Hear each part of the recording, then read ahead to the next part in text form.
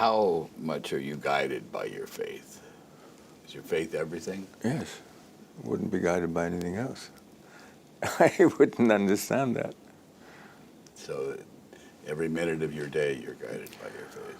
Well, the faith has 1,400 years of tradition.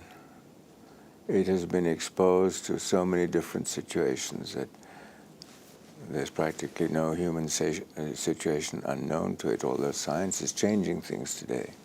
Can you give me an example or two of where your ethical framework is at play in some of your projects? Well, absolutely. I mean, I think, first of all, we're concerned about the quality of life, and therefore we have to be concerned with the poor. So one of the continuing objectives is to change or eliminate, insofar as is humanly possible, poverty. People who live in conditions which are not acceptable in terms of quality of life. That's clear. The second one is having communities work together. We used to have situations, particularly in isolated parts of the world, high mountain areas, where different communities were practicing a different form of Islam from one village to the other. What we want to do is to have those villages work together, except that there are different interpretations. We always knew, right from the time of the revelation of the faith, that there were going to be different interpretations. That's not new. What is important is that these different interpretations work together, and they apply the same ethical principles, read the quality of life. And that's happening. I have to tell you, there are parts of the world where that is happening, and it's happening successfully. Give me an example.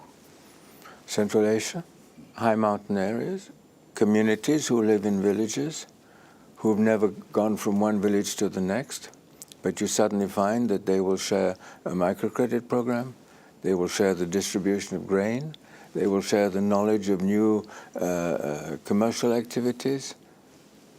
And it is inspiring to see how these people come together and work together to improve their quality of life. I think in many parts of the Christian world you've inherited the Augustinian attitudes towards the division between faith and world.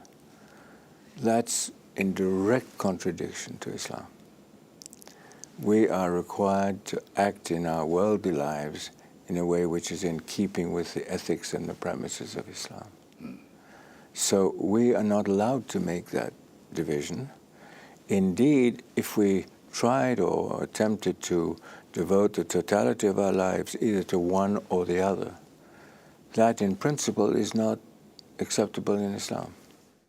Generosity is part of our faith, and so it's an ethical principle for all of us, whether you're Shia or Sunni or whatever it may be. So that's intrinsic in the nature of faith for us. So, I mean, the basic premise for the wealthy is you need what you use what you need to live in a dignified manner. What you don't need, you share. if religious intolerance and ignorance is one of the reasons we have so much violence, is it up to religions to fix the problem? I wouldn't say it's only up to religion. It's up to social conscience also. The person who doesn't believe in any faith still has responsibility to society. So I don't think it's an issue of faith exclusively, frankly.